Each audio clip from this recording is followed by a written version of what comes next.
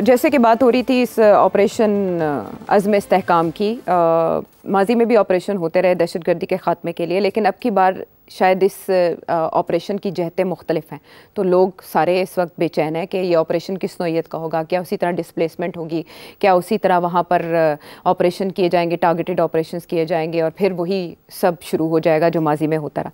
तो यकदम सिट साहब इस ऑपरेशन के ऐलान की वजह क्या हो सकती है और इस पर किसी को एतमाद में ना लेना क्या ज़ाहिर करता है? दोनों सवाल बड़े रेलिवेंट हैं। देखिए, पहले का तो मैंने आधा जवाब तो दे ही दिया कि चाइना के कहने के ऊपर ये किया जा रहा है, क्योंकि चाइना को रीअश्योरेंस मांग रहा है। अच्छा। देखिए, चाइना की बहुत बड़ी इमदाद आ रही है आपको, पहले भी है और भी वो देना चाह रहे हैं, मगर कुछ कंडीशंस हैं उनकी भी कि भाई कम से कम साढ़े बंदे तो ना मारी जाओ। हाँ जी, तुसी पैसे भी मंगते हो, पैसे वापस भी नहीं करते हो, तू साढ़े बंदे मार देते हो, वो खुदा दा खौफ करो। तो ये फिर हमारी तरफ से एक इशारा है कि no we are going to do something. अच्छा, अब बात ये है कि वाई ये पहले क्यों नहीं किया गया? क्या इंतज़ार थी कि चाइना आके आपको कहे तो फिर आप ये करेंगे? तो फिर इसके साथ ये एक शक पड़ता है कि ये आप ड्रामा करते हैं। अच्छा, आप जब करना होता है अपने लिए, क्योंकि आपकी अपनी मईशत के लिए ज़रूरी है ख़त्म हो टेररिज्म, आपकी फॉरेन पॉलिसी चाहिए उसको कि ये ख़त्म करे टेररिज्म, वैसे ही इन्वेस्टमेंट नहीं आएगी जहाँ इतनी टेररिज्म होगी, तो आप वैसे ही आपको करना चाहिए, मगर आप करते कुछ नहीं। अब जब चाइना ने कहा तो आपने अनाउंस कर दिया है, ठीक है। तो अब उसके यही तो प्रॉब्लम बना ना कि ये पहले भी अनाउंस हो सकता था, पहली बात। दूसरी बात ये है कि क्या अनाउंस करने के साथ इकदाम किए जाते हैं, उसके बगैर भी तो अनाउंसमेंट के बगैर भी तो इकदाम किए जा सकते हैं ना। ये जो पहली बात तो ये है कि आयशा इन्होंने किसी को कॉन्फिडेंस में नहीं लिया कि हम किस किस्म के इकदाम करने क्या करेंगे, क्या है अभी तक किसी को नहीं पता कि ये जो नया प्रोजेक्ट है इनका, ऑपरेशन है, इसमें होगा क्या होगा। इसीलिए ऑपोजिशन ने शोर डाल दिया कि जी करेंगे क्या, आप बताएं तो सही, क्या फौज भेज रहे हैं अंदर या कोई और किस्म की ऑपरेशन होगा, ये जो पहले नहीं हुआ, कोई नई बात होने जा रही है या पुरानी बातें होने जा रही हैं? फिक्र किस बात का है? फिक्र इस बात का है कि अगर पुरानी वाला ऑपरेशन है वो तो पूरा फौजी ऑपरेशन रहे हैं जी, और उसके साथ जो उसके जो नताइज निकले, दो नताइज निकले थे। एक ये कि जब आपने फौजी ऑपरेशन बड़े स्केल पे किया, आपने लाख फौज और आपने फौज भेज के लोगों को इलाकों में से निकाला कि आप आवाम निकले यहाँ से, यहाँ छुपे हुए हैं, घुस बैठिए छुपे हुए, आप लोग निकले ताकि हम उनको बम्बार्डमेंट करें, उनको मारें। तो उसके साथ डिस्प्लेसमेंट शुरू हो गई, आईडीपीज बन गए, तो वो कितने मिलियन तक पहुंच गए, तो कहाँ कहाँ उनके लिए टेंट्स लगाने पड़े, कहाँ कहाँ उनको अकोमोडेट करना पड़ा। और फिर भी उसके बावजूद इतनी, और जो वादे किए कि हम आपके घर बना के देंगे, हम आपको ये देंगे, जब आप ख़त्म हो जाएगा तो आप वापस जाएंगे, उनमें से 3/4 तो आपने फुलफिल नहीं किए रियासत में। तो लोग तो जानते हैं ना कि जब आप ऑपरेशन करते हैं तो एक तो ये है कि उनको बड़ी तकलीफ होती है, या तो ना कि उनके लिए कोई सहूलतें हों, वो तो होता नहीं, उनको निकाल के कहा जाता है जाओ जी टेंट लगाते रहे, जाके लंबे जाओ। हाँ जी। इस गर्मी के अंदर अब वो टेंटों में जाके बैठे, अपने पहाड़ी इलाके छोड़ के जाएं, प्लेन्स में आ जाएं, पेशावर आके या पेशावर की आउटस्कर्ट्स के ऊपर वो बैठे, इट्स नॉट रीजनेबल। तो लोग तो याद रखते हैं कि पिछली दफ़ा क्या हुआ था जब ऑपरेशन हुआ था।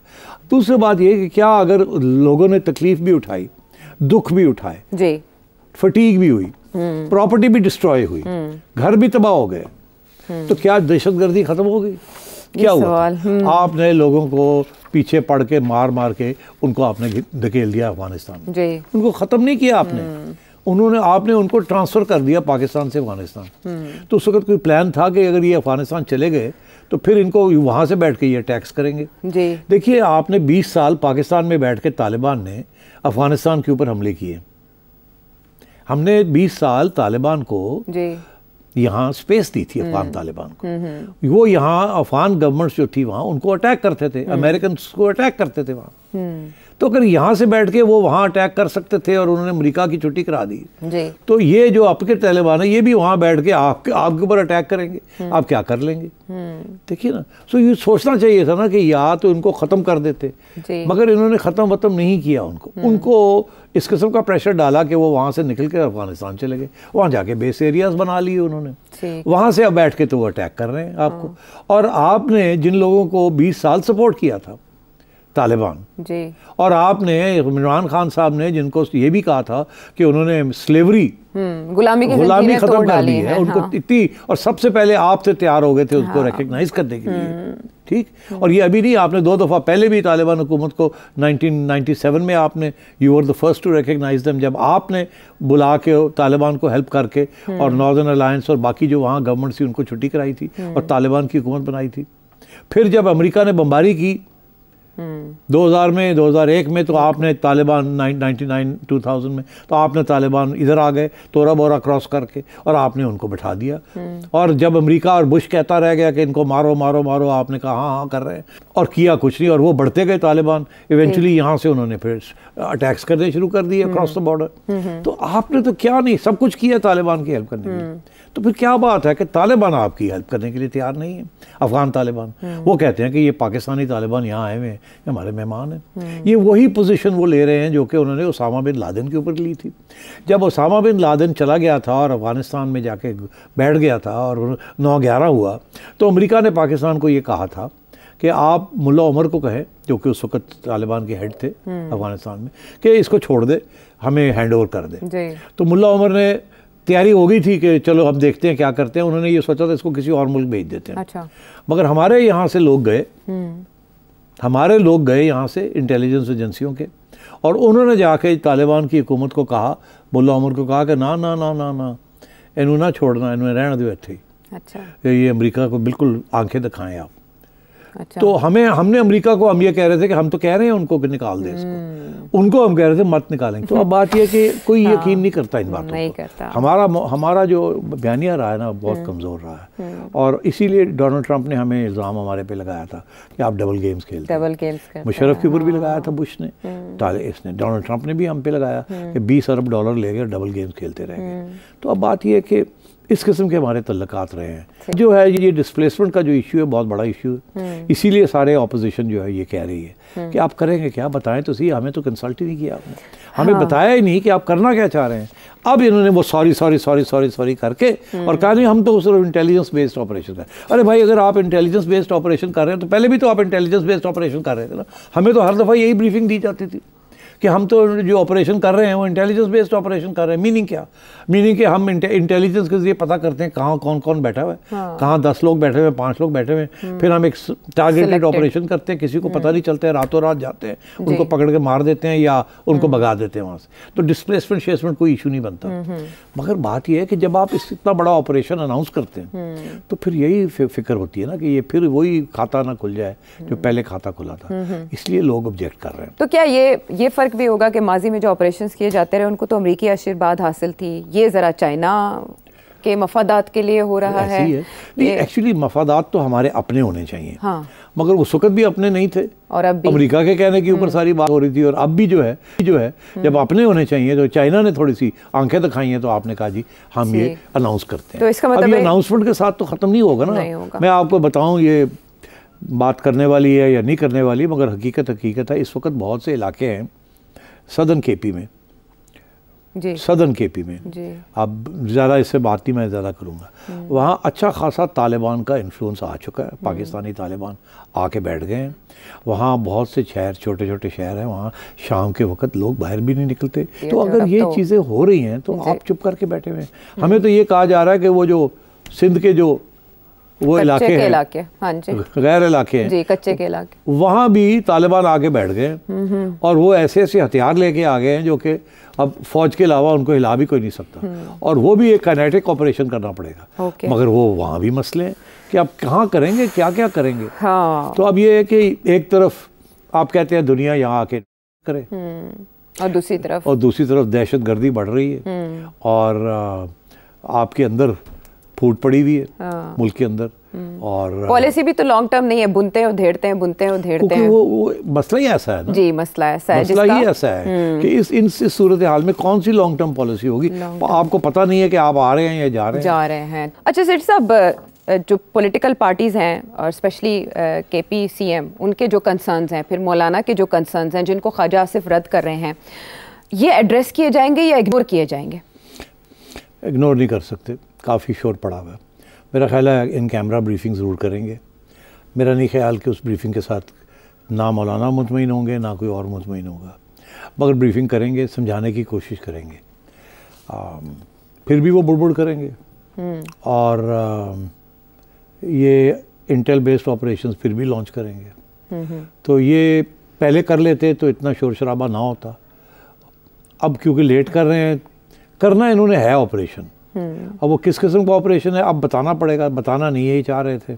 अब कुछ तो कुछ इन्फॉर्मेशन देनी पड़ेगी और कुछ प्रिकॉशंस लेने पड़ेंगे कि आईडीपीज़ ना हो और वहाँ के जो लोग हैं वो एलियनेट ना हो जाएं। देखिए वहाँ के लोग तो पहले वो जो आपने चेक पॉइंट्स बनाए हुए हैं उसके ऊपर लोग एतराज़ करते हैं ना।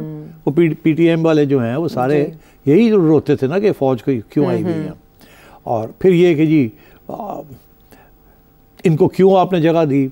जो तनकीद होती है जनरल फैज़ के ऊपर कि आप तो कहते थे मसले हल हो गए और आपने तो इनको वापस जगह दे दी है, यही है ना। अब उसकी कौन जिम्मेदारी लेगा? ये गवर्नमेंट या ये एस्टेब्लिशमेंट तो जिम्मेदारी नहीं ले रही उसकी। और जिन लोगों ने ये किया है वो तो जा चुके हैं या जेल में या जेल में है। हालांकि ख्वाजा आसिफ ने कहा था वो करारदाद लेकर आएंगे इस मामले के ऊपर। याद है अब इमरान खान का तो वही पॉइंट ऑफ व्यू है, वो पहले वाला ही पॉइंट ऑफ व्यू है। अभी भी उन्होंने जो आज स्टेटमेंट रिलीज किया है उनके नाम के ऊपर, उसके अंदर भी वही बात कर रहे हैं जो उस वक्त करते थे। तो बात यह है कि इस सोसाइटी के अंदर बड़ी डिवीजन हुई हुई है और लोग इस वक्त पाकिस्तान का कम सोचते हैं और अपनी अपनी पॉलिटिक्स का ज़्यादा, अपने मफादात का ज़्यादा।